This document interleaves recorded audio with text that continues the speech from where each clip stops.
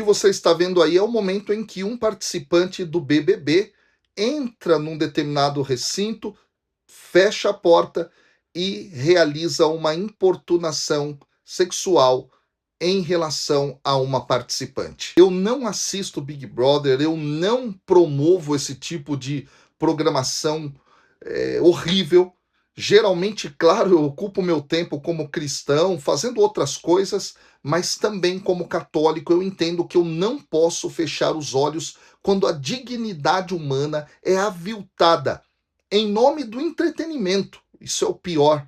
E o que nós vimos nesse relato aqui, que está gravado nas câmeras, é justamente uma questão teológica profunda que fere o que a igreja vai chamar de sacralidade da vida.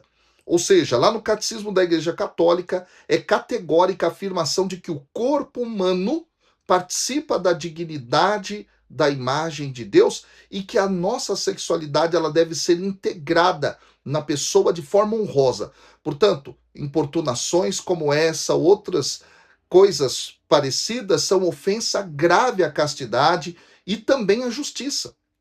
A própria Escritura, em 1 Coríntios 6,19, diz que o nosso corpo é o templo do Espírito Santo e não nos pertence para ser usado como mercadoria. Quando olhamos para o pensamento de São João Paulo II na teologia do corpo, lá nos é ensinado de forma maravilhosa que o ser humano nunca pode ser um meio para um fim, mas sempre um fim em si mesmo. E quando o estado de vulnerabilidade de alguém é explorado, se ignora uma norma que é a norma que nós chamamos de norma personalista, que diz que a única resposta adequada diante de uma pessoa é o amor, a caridade e não o uso.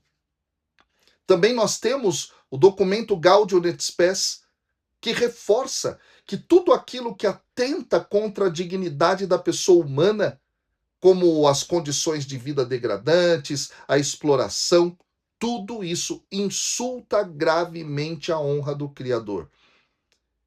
E a nossa fé exige uma postura clara diante dessa situação horripilante que temos visto. O próprio Papa Francisco foi muito enfático falando em relação a abuso e importunação, dizendo que isso é uma profanação da humanidade.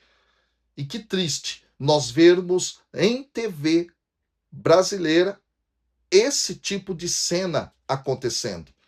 Minha solidariedade com aquelas mulheres que passaram por esse tipo de importunação, que é horrível, mas também preciso dizer que você, enquanto católico apostólico romano, que ainda acompanha e dá crédito a esse tipo de programa, você precisa colocar a mão na sua consciência. Porque, de fato, nós sabemos que a dignidade humana tem sido atacada aí.